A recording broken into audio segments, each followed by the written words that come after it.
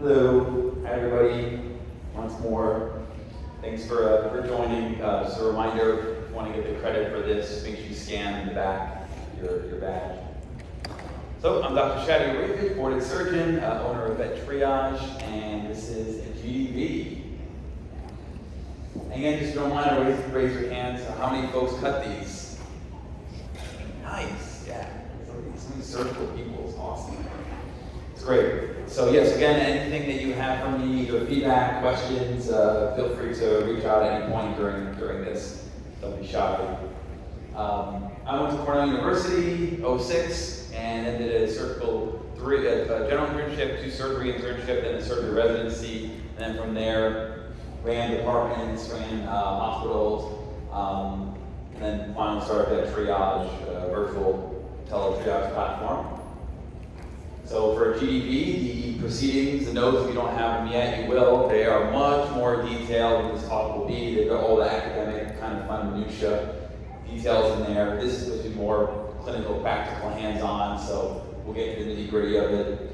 We're going to go over the prevalence and risk factors, the etiology of GDV, the pathogenesis behind it, symptoms, all the diagnostics, surgery, complications, mortality factors, prognosis.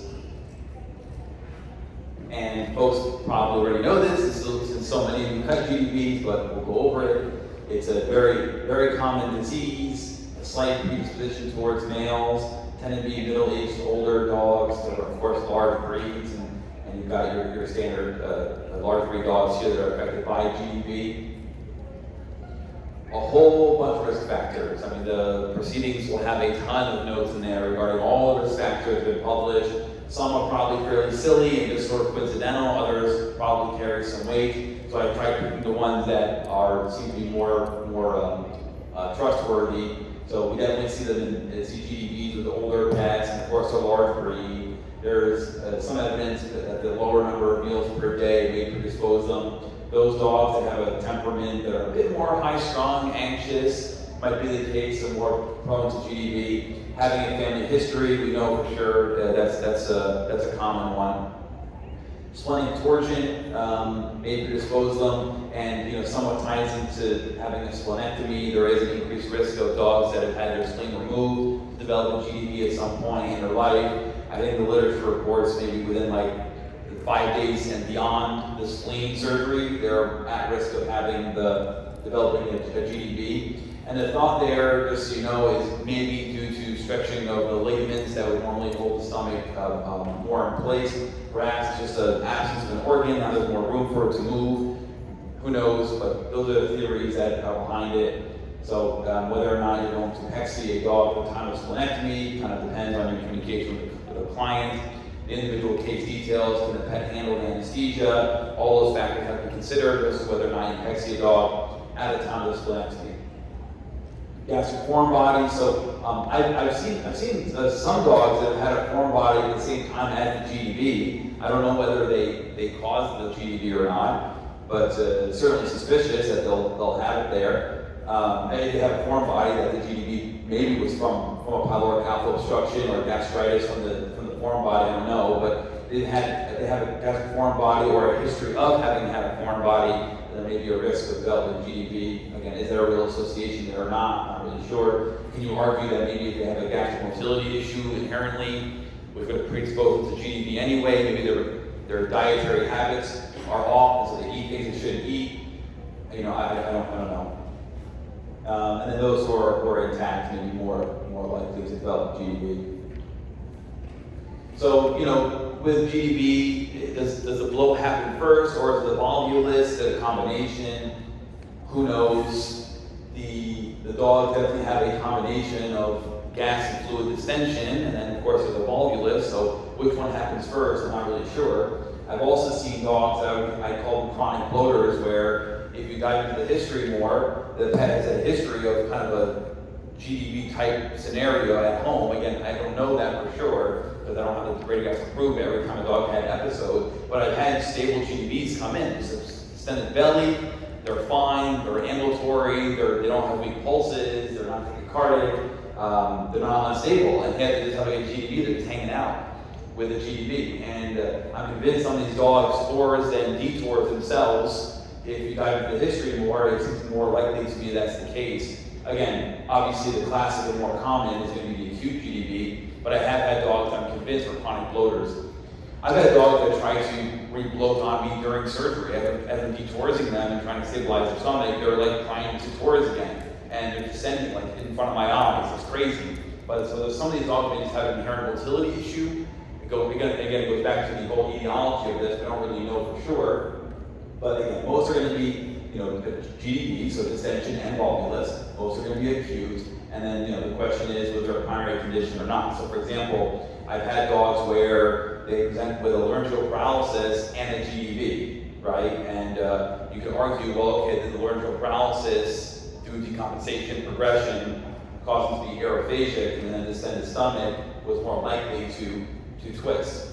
I've had dogs that have had a liver mass at the same time as the GDV. Well, did that play a role? Was there some kind of mass effect that was causing compression of the diaphragm that caused the behavior pattern, the breathing pattern of the dog to be weird, and then that developed the GDV from that? I've had primary lung tumors in GDVs. Again, did that cause some ventilation issue for the dog, and now they were more likely to be aerophagic, and the GDV happened?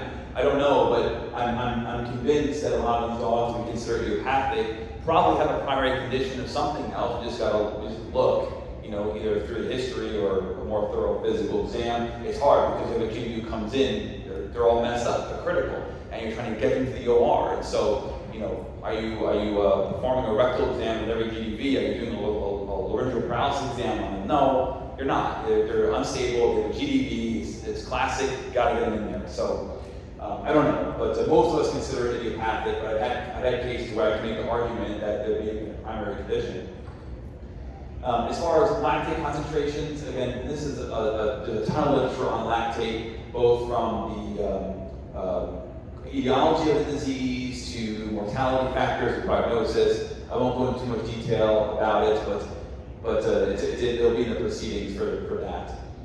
A lot of us use this to determine how bad the pet's condition is, especially as it relates to gastric necrosis from the GDV, right? So we tend to think that they have a high lactate concentration, hyperlactatemia, that maybe they have a higher risk or association to have gastric necrosis.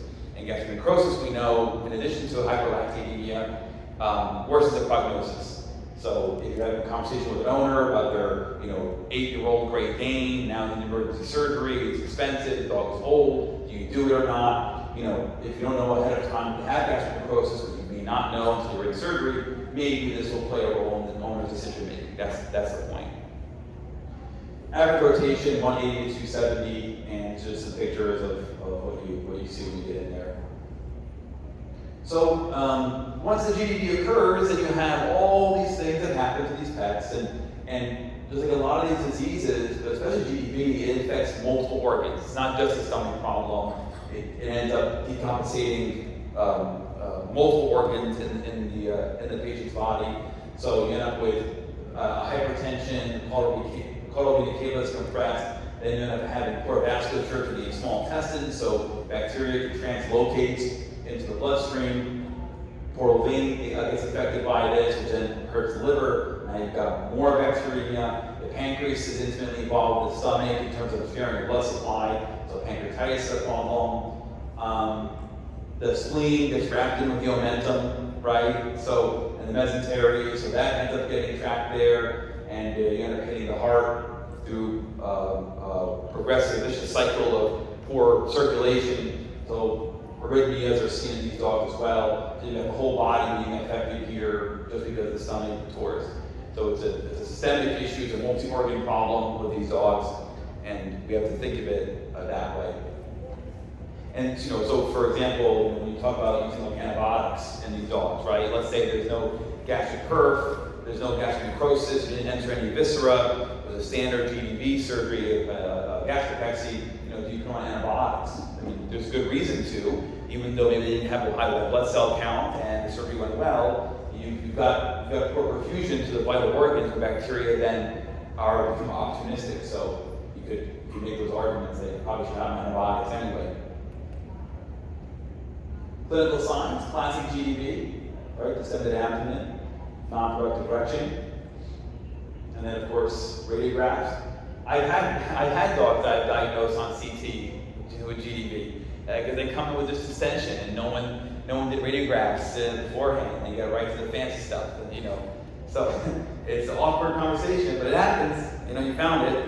But those are those stable dogs, little chronic bloaters that come in and just have motility issues or something. But your standard course of action, of course, is going to be to collect radiographs and you get these signs.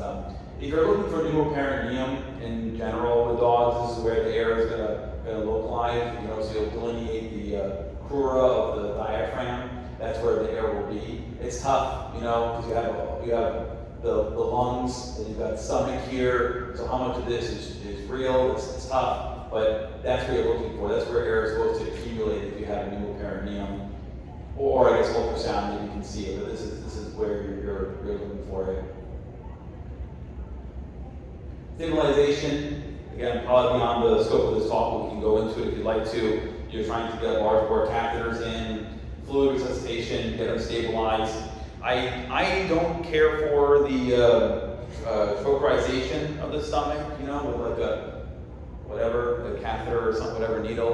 These are huge dogs and their stomachs are massive. I've just never seen it where you get that much relief. And if you did anyway, the stomach's gonna decompress and it's gonna fall away from the abdominal wall. So I'm not sure how worth it this is. I would prefer just to knock them out with anesthesia and then pass the orogastric tube and just go that route. But if you're stuck in a position where you don't have the staff or the dog's not stable enough for anesthesia or something like you're waiting for the surgeon or whatever it is, then there are papers that show that there's benefits to trocarizing these dogs, and I've had our doctors do it with success, so it's not a complete throwing away, but for me, I prefer I just come in, just anesthetize the patient, pass the tube, and then move into the OR. But you could. So this is typically what we're looking to do here. You want to pre-measure the oral gastric tube.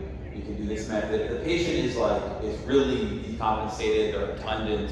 You can do this where you don't need any anesthesia or sedation at all. Put a medical tape in their mouth and oral gastric tube while they're awake if they're that messed up. Otherwise, usually they're under anesthesia, and so you're passing the tube that way to decompress. I've done it where they've been decompressed before surgery, either trocar or usually the oral gastric tube. And I've also done it where I just don't bother with this until in the OR, then as I'm detorsing the stomach, my anesthesia tech is passing the oral gastric tube. Because sometimes that helps me with towards the stomach. It gives me something to work with, the distal esophagus. So you have that tube in there. And I also make sure that we're not going to go through any necrotic portions of the stomach with the tube accidentally as well in surgery. But if you do pass an oral gastric tube and happen to go through the stomach through a devascularized portion of the stomach, I wouldn't feel bad. That portion was unhealthy anyway. So it takes a lot of force to rupture a normal stomach. So that something's already compromised and you accidentally pass an oral gastric tube. Say a lot of people, you got to deal with it anyway in surgery. So I'm going to say that necrotic portion regardless of perfing it. But it's nice if I can get access to my anesthesia tech. They're going to pass the tube while I'm in the surgery, so I'm detorsing the stomach as they're passing the tube. It's cool. But the goal is to decompress the stomach, and then from there you have a more stable patient that you can take your time with surgery. So surgery. So a couple of images here to go through. Here's what you don't like to see when you're in there. So you've got this is the stomach. And you have this sort of, imagine the texture of this, kind of thin-walled, maybe leathery, but it's out pouching of the stomach. And these are areas that are probably not going to revascularize while you're in surgery. I have done it where it's questionable, or I'm trying to, I want to assess it further. I'll detour the stomach, perform the incisional gastropexy, and then look back at these areas and see if they're still questionable. You'd be amazed sometimes how the stomach can reperfuse while you're in surgery. It can happen. It would be pretty surprising. And you might as well give the dog a chance, or at least give the stomach a chance to regain that blood flow after you detours it. But usually go like this, or like borderline purple, black. It may not come back. But You can give them some time while you're doing the Pexy, and then resect it if you need to, if it's still concerning enough. This is obviously really bad here. These are standard view when you open them up. And, this is mild, right? You guys have probably cut these, seen them where it's a hemoabdomen, there's omentum everywhere, it's a big extended mess. So this is a clean thing here, and then the spleen. So when do you remove the spleen? If the hemoabdomen is probably from the rupture of the gastric vessels, right? And so probably no big deal there. They'll just want you towards the stomach. You can reassess the level of hemorrhage there. It typically stops as you're performing the surgery. If the spleen is the source of the hemorrhage, let's say it's ruptured, or you're noticing there's thrombosis in the splenic vasculature, or it's questionable, probably just remove the spleen. Otherwise, the spleen can stay in there. If the vasculature of the spleen looks good, its color looks good, it's not ruptured, hemoabdomen is all from just the short gastrics that are bleeding and not from the spleen itself, and hopefully you don't have to remove the spleen. They'll look pretty dramatically congested, right? They'll be huge, massive, purple, blue, just triple, quadruple the size. But give it time as you're cutting the dog, and it may contract down once you relieve the pressure. There are a whole bunch of different Gastropexys you can consider, and I have in the proceedings which ones were deemed like strongest, But the classic one that we're most performing is the incisional Gastropexy, but you have ones where you can attach it to the abdominal wall. So here's one where they're doing this loop, right, and attaching it that way. You can do it where here's one with the rib, so you can isolate the rib and then put it through there underneath the rib.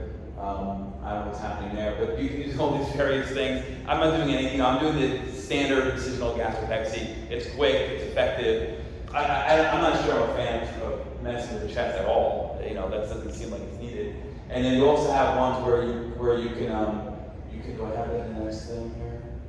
You also have ones where you can they'll attach it to like the linea as you're closing the belly. That's not a good idea either. If the dog ever has a reason to have exploratory in the future, you could undo the Pexy. So I'm not sure I would incorporate with the linea either. So you're going to do standard incisional Gastropexy. So you're going to end up with this. That's what you're looking at here, right? So big incision in the abdominal wall, big incision in the stomach, and then suture them together. And it's great. It's quick. It works. So, but anyway, there are many techniques, and perhaps folks in this room have a way they like doing it. But the standard incisional Gastropexy is what I'm performing. Do you do 2 layers? For the incisional? So the question is for the incisional Gastropexy, 2 layers, yes. Yep, and you're going to want to do the deeper layer first, because that's the ones harder to visualize. So the deeper layer, what I'll do, so what I have done, depending on how severe the case is, right, how fast you're trying to get through the procedure, you can do it where, and I'm using usually 0 proline. I know surgeons that use PDX, they'll use absorbable. I use non-absorbable, so I'll use proline for this.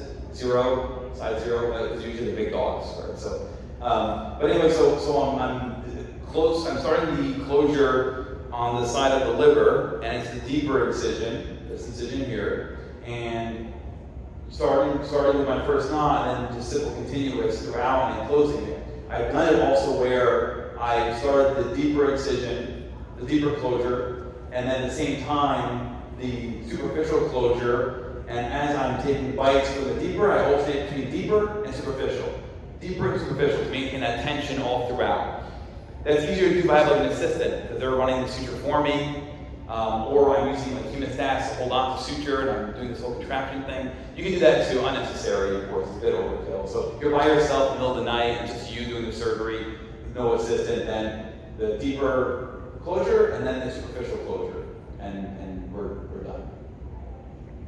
You put in space sutures before you do it? So the question is, do you put space sutures? For the stomach to retract it, I don't. And then for this portion as well, I don't. It's all purely, I got my bowel forward retractors that are in the abdominal cavity, holding the abdominal wall open for me. And actually a cool trick is, let's say for example, you have an assistant, or you have self-retaining bowel forward retractors holding the abdominal wall, right? And you're finding that because of the retraction, it's causing too much tension here. It's pulling the stomach away from the abdominal wall. So you want to remove the retractor or tell the assistant to stop helping you. But now you have a big dog with all this crap happening in the abdominal cavity. You're trying to pexiate its pain. What you can do is you can take a towel clamp, ideally with sharp points to it, and you can latch it onto the abdominal wall that's closer to you, so the side where you're going to pexy. And you can use that towel clamp to hold up the abdominal wall for you. So with one hand, with your left, I'm right-handed. So my left hand, I'm holding up the towel clamp that's attached to the abdominal wall, and then with my right hand, I'm doing the closure, the suturing or the pexy. And so it's a good way of maintaining tension, controlling the abdominal wall, but without having excessive contraction that's going to create tension for your pexy. So and if you're by yourself, that's the way to do it. If I have an assistant, they can hold the towel clamp for me, even easier, but otherwise a towel clamp on the abdominal wall will help hold it up, and then I can go from there. And then as far as, prophylactic Gastropexy, obviously the scoping is awesome, it's great. I don't do them myself, but I'm a huge advocate for these, because usually you can pexy these dogs prophylactically at the time of the spay or the neuter. So if you can get away with a smaller incision, it's easier healing, faster return to recovery, less complications. You have the equipment, of course, and skill set to practice this, but it's very cool. And you can do a prophylactic Gastropexy using scoping. So here's a beautiful end result of that pexy. Obviously, you're not going to do these for a GDV, you have to be towards the stomach, but for a non-torus stomach, you can go ahead and dive into the laparoscopic world. The incision length for the incisional Gastropexy is somewhere between 2.5 to 5 centimeters. You want to have it be some centimeters away oral to the pylorus, and typically an hour. I mean, these surgeries, I'm sure some of you are doing these in under 40-30 minutes. If everything's going really well, no problems, you can, you're not doing gastric resection, you're not doing splenectomy, everything's going perfect. It can be a 30-minute surgery with these. As far as owner communication with these, because the pexy has a great outcome. If they recover from anesthesia, the surgery, no comorbidities, no other things. I have yet to see these fail. I tell pet owners, if your pet has a comorbidity, let's say it's diabetic or it's got cancer or whatever, a reason for poor healing, Cushing's disease, then I'll tell them maybe there's a chance that even with non-absorbable suture, this could fail. But I have yet to have one that I've known of that's failed from them. So, we can get them through everything. It's curative from the standpoint of having a recurrent GDV. Complications. So, high complication rate, but this includes everything from like incision problems to arrhythmias. Acute renal injury, probably from poor perfusion at the time of the GDV, that can happen. Coagulopathies definitely can happen. Cardiac arrhythmias, that is definitely, at least in my experience as well as the literature, the most common complication you can see. You can have preoperatively, intra or post-op. Splenic thrombosis, peritonitis, recurrence, and very low rate of recurrence. And the same spiel with the splenectomy. I treat these dogs. Again, unless I have like an internist or a cardiologist there who knows the stuff way better than me. If it's just me deciding on this, and if they have ventricular arrhythmias, if the ventricular arrhythmia is taking up about 30% of a strip of ECG, let's say it's 1 minute, or the pet is clinical for the VPCs, or both, then I'll start treatment with them, and I'll start them on lidocaine. I'll give them a lidocaine bolus. Hopefully you'll see them normalize with the bolus, not always, but hopefully you do, and then a CRI from there. The downfall to lidocaine CRI, at least in my hands, is these dogs are old, they're debilitated. It does deter their appetite, and also creates a level of neuromuscular weakness as well, because it is an analgesic too. So I'm not using this necessarily for pain management. I'm using lidocaine for the cardiac stuff, and it so happens to provide analgesia as well. Otherwise, they don't need lidocaine. I'm not putting them on CRI. They're going to be on maybe hydromorphone and buprenorphine every 4 to 6 hours if needed. I'm going to start low dose because they are compromised patients, as well as being mostly geriatric, middle-aged, older. So they're much more sensitive to narcotics. So I rather work my way up with narcotics than just blast them with the standard dose. Now they're in a coma, and I don't know if they're in a bad shape because of something from the surgery, GDV, or it's just they're just too sedated. This is a radiograph showing bronchopneumonia, so you have consolidation of the lung lobes here with the air bronchogram.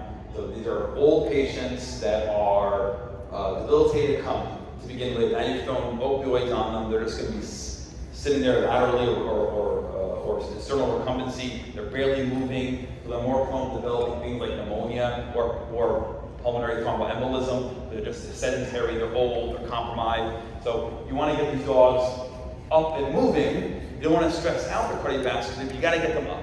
You got to get them up. I have them walk around ICU every 4 to 6 hours, walk in ICU, hopefully they can eliminate there, and then back in their cage, or gurney them or carry them outside, go for a walk, gurney them or carry them back in their cage. I'm not trying to stress out their body by making them walk a long distance, but you got to get them moving, otherwise they're just sedated there from every 6 hours with an opioid injection or a CRI, pain management.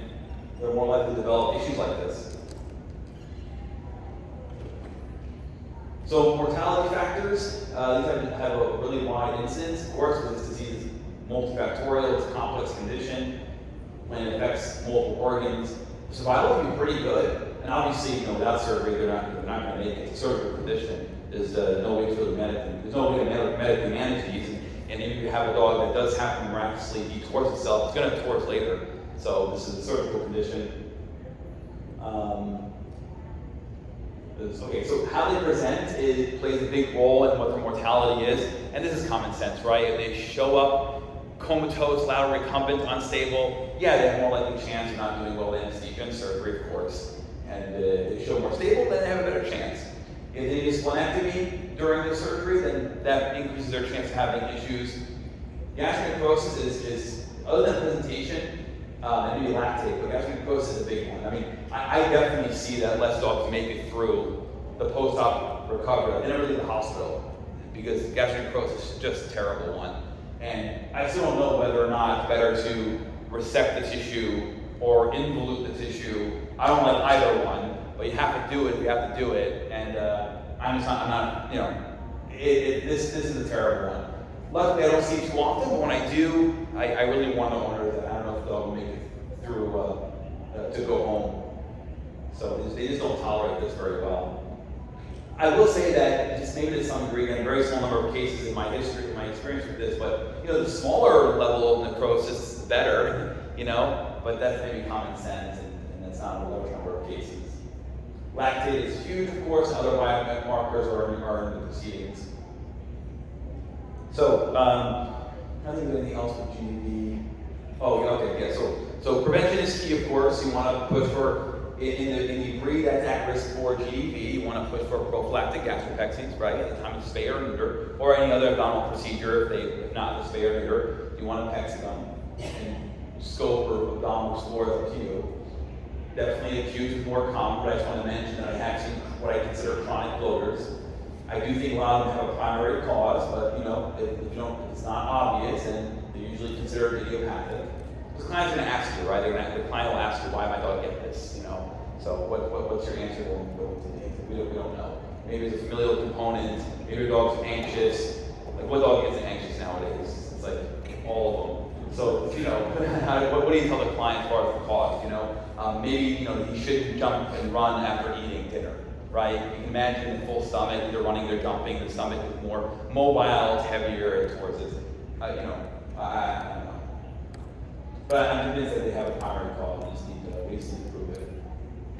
The towel pen technique, okay, I mentioned here. So there you go. So that's a good technique if you're by yourself and you're trying to do the surgery.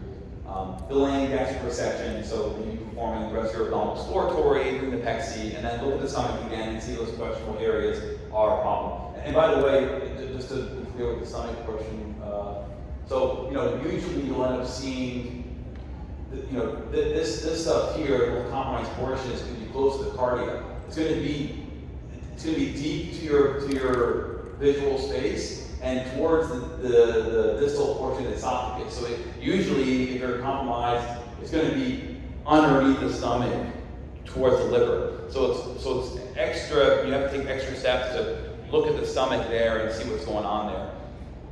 It can be around the fundus, of course, but a lot of the erythema that I see is tucked underway. So you just want to make a conscious effort to look there so you're not missing it. Splenic and hepatic biopsy. So if you remove the spleen, because you had to remove it because it's ruptured or whatever, it's compromised, I offer submitting it for biopsy. I'm not necessarily looking for anything, but it's an older dog, large breed dog, the same dog that gets hemangiosarcoma, you know. So is it mandatory? No, the client can decline it. And again, as a specialist, I'm going to offer things that maybe a GP wouldn't. But I'm going to say, if the spleen coming out, I want to biopsy it. Up to the pet owner if they want to do it or not. It's certainly more important to focus your finances on the dog, right? Get them out of surgery rather than a biopsy. It shouldn't make or break the deal. But if they have the finances, they'll submit a biopsy. They're going to remove it anyway. So I don't mean this to mean, I don't mean to take an incisional biopsy. This is only if you remove the entire spleen. Then you're going to submit it, if the owner wants to.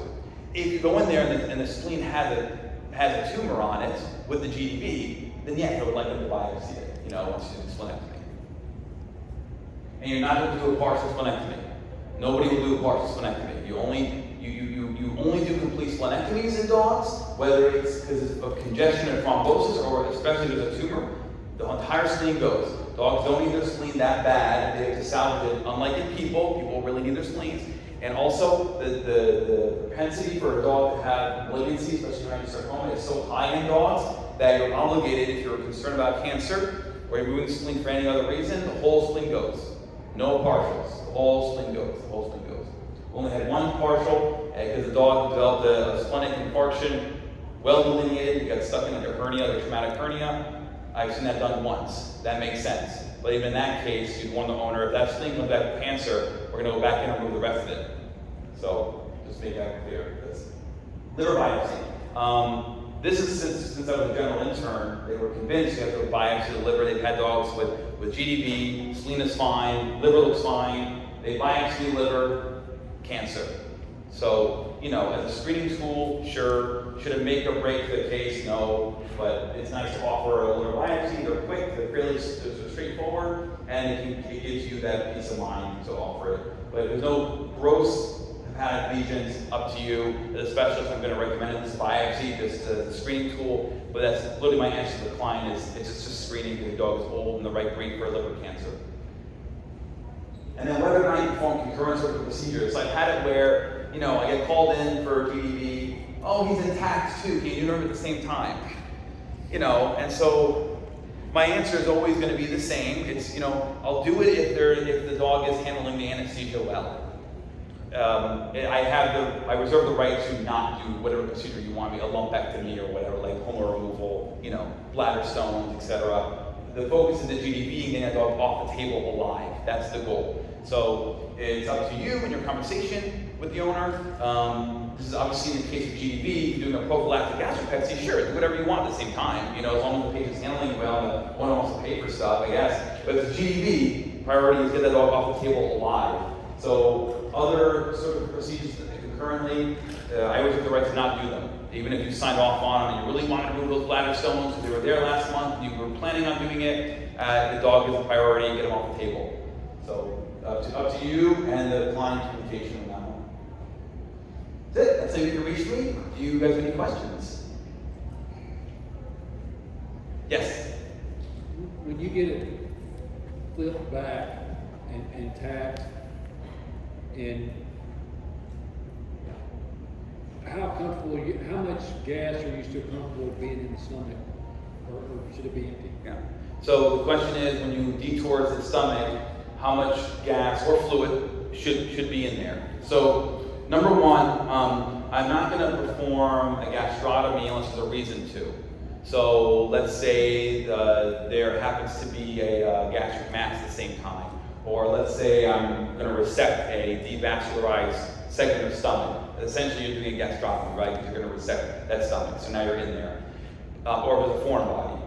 Otherwise, in the stomach, on preoperative radiographs, looks fine otherwise, no foreign body, whatever. And in surgery, you've decompressed the orgastric tube, all this food and gas and fluid has come out, and the stomach palpates empty. I'm not going to enter it. I don't really want to, the dog is already compromised, and so the GI tract, especially the stomach. So I'm not looking to enter any viscera if I don't have to. Does the stomach have to be completely empty as you're doing the surgery? No, it does not. Usually they tend to be because you're decompressing them at the same time anyway, and all this crap comes out of their mouth or out of the gastric tube, right? So it's going to end up being empty, but I've had those cases that will start filling up as I'm in there. I'm not going to enter the stomach just to empty them out. In the rare situation where the pet is continues to develop gas and try to torse in front of my eyes, then some sort of a nasogastric tube, not a bad idea, because then you can decompress them post-op. You can remove fluid and gas after surgery through the nasogastric tube. Then I have a YouTube video on my channel about how to pass a nasogastric tube if you're interested in that. But that's what I would do if you're concerned about fluid buildup, stomach or gas buildup. NG tube after during the procedure while you're closing, have your technician do it, and or intern, resident, and then you can decompress them after surgery with the NG tube. So that's what I would do in that scenario. Because even with the Pexy, you're not entering the stomach. It's all superficial layers. You're not supposed to enter the. Now, let's say you accidentally do that, or you palpated something in the stomach that was questionable. You did a gastrotomy. You're like, oh, it's empty. Not the end of the world. Theoretically, the stomach is a sterile place, right? It's got a low pH, 2 or whatever, 1.7, 2. So bacteria tend not to live in that environment. So even if you enter the stomach, let's say, or you have spillage from the stomach, let's say, other than chemical peritonitis, right, so non-septic, contact peritonitis, you flush out the abdomen, and then you're not really worried about it. It's not the same risk as like intestinal or colonic entering the colon or the small intestine, because the stomach's supposed to be sterile. Any other questions? Yes. Do you find that right as you are detorsing the stomach, that is whenever patient runs into VPCs pretty consistently? Yeah, so the question is, do you tend to see the VPCs as you're detorsing the stomach or when you detors it? 100%.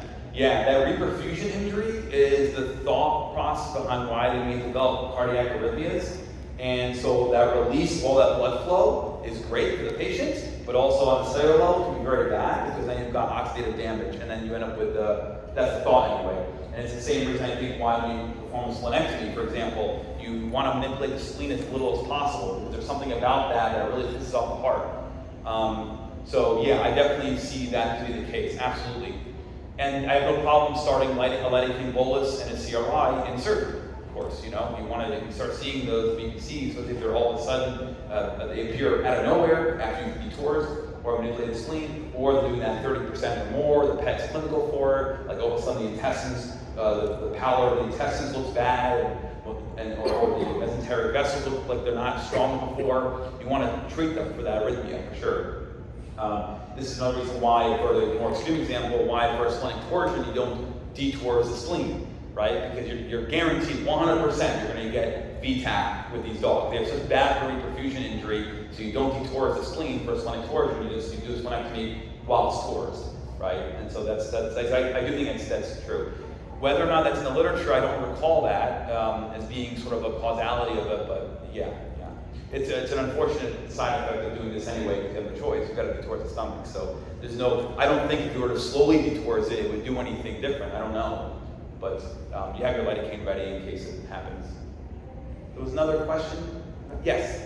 What's your drugs that you use for after an emergency or antibiotic and something like that? Yeah. So what's your choice for post-op care with antibiotics and pain management? Pain management, I'll tackle that one first. Typically I'm doing some sort of opioid, either hydromorphone or buprenorphine. I'm not really using CRIs unless I have them on a lidocaine CRI. But even if I have them on a lidocaine CRI, I'm not really adding like other analgesics to it. I still have them on like hydro or buprenorphine as needed, plus lidocaine CRI.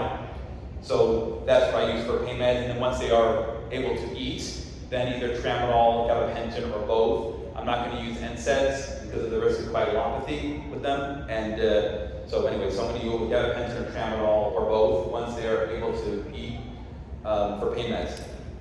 and then they'll go home on that. I don't use fentanyl patches, things like that, and epidurals and all that. I'm not doing any of that stuff.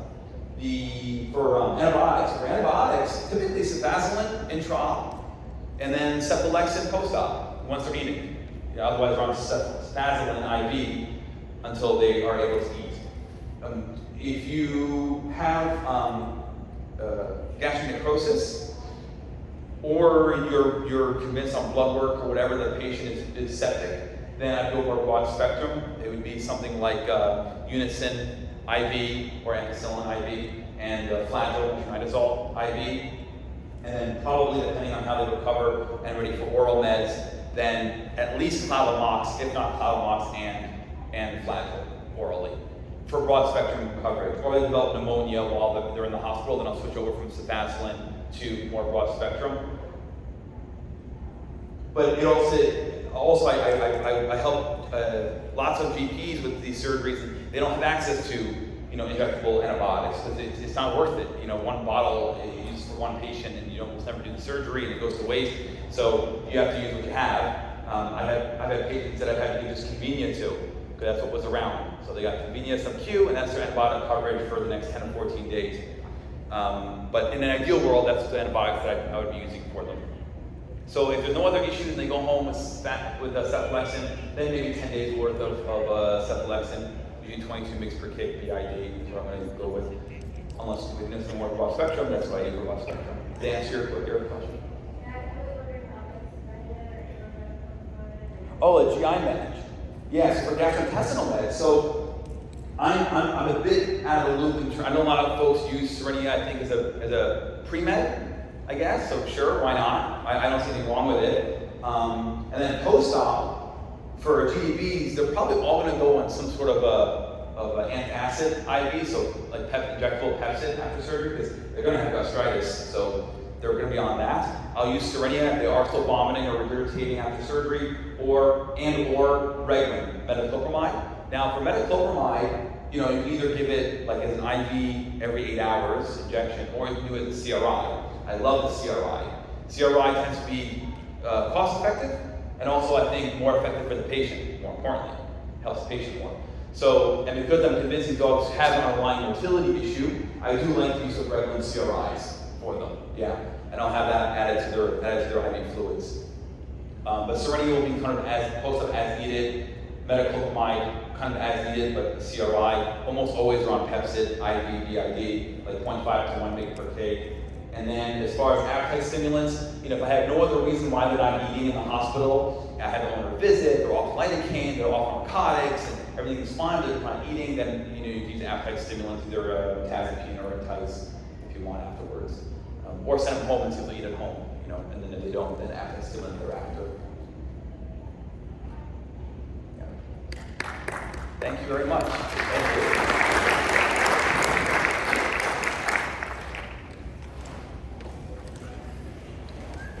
Thanks, man. Appreciate it. Thank you. Yeah. Thank you very much. Good to see you.